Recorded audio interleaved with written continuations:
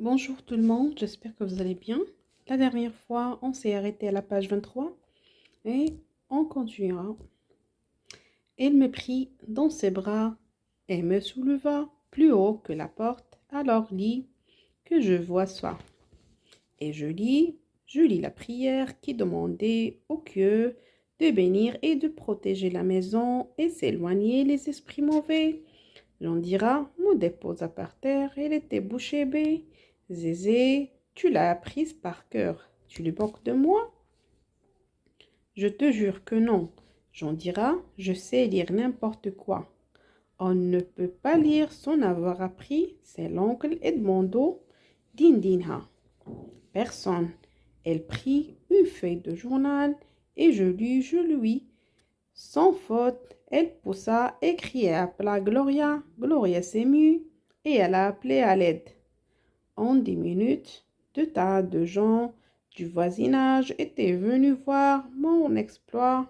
C'était ça que Totoka voulait savoir. Il t'a appris et il t'a promis le cheval quand tu serais. Ce n'est pas vrai. Non, je le lui demanderai. Demande-le lui. Je ne sais pas comment c'est arrivé, Totoka. Si je savais, je te le dirais. Bon, allons-nous-en. Tu vas voir quand tu auras besoin de quelque chose. Elle prit ma main, vexé, et m'entraîna vers... À ce moment-là, il pensa à quelque chose pour se venger.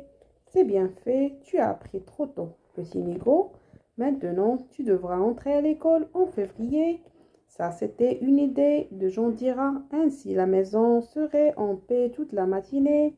Et j'apprendrai à me conduire. Allons nous exercer sur la route Rio-Sao Paulo. Tu ne penses pas que toute l'année scolaire, je vais être à ton service. Passer mon temps à te faire traverser. Toi qui es si savant, tu apprendras vite ça aussi. Voilà ton petit cheval. Maintenant, je vais voir ça. Il ouvrit le journal et me montra une phrase de réclame pour un médicament. Ce produit se trouve dans toutes les pharmacies et les maisons spécialisées. L'oncle Edmondo alla appeler Dindinha dans le jardin. Maman, même pharmacie, il l'a lu sans faute. Ils se mirent à me donner des choses à lire et je lisais tout. Ma grand-mère grommela que tout le monde était perdu. J'eus mon petit cheval et je me jetai à nouveau au cou de l'oncle Edmondo. Alors il me prit le menton et il me dit d'une voix émue, tu iras loin, galopin. Ce n'est pas pour rien que tu t'appelles José. Tu seras le soleil et les étoiles brilleront autour de toi. Je le regarderai sans comprendre en pensant qu'il était vraiment ma boule. Je ne peux pas comprendre, c'est l'histoire de Joseph en Égypte. Quand tu seras plus grand, je te le raconterai. J'étais fou d'histoire. Plus elle était compliquée, plus je les aimais. Je caressais mon petit cheval longuement, puis je lavais la tête vers l'oncle Edmondo et je lui demandais la semaine prochaine, vous croyez que j'aurais grandi?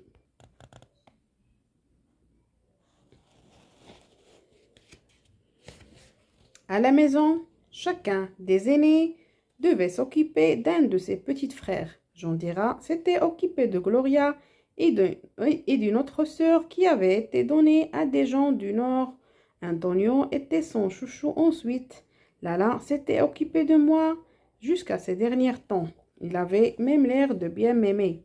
Mais ensuite, elles ont eu assez ou bien c'est qu'elle était trop occupée par son amoureux.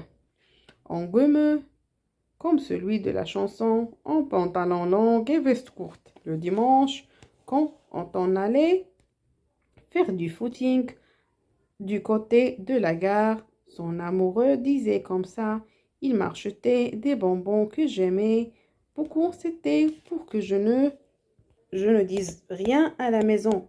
Je ne pourrais même pas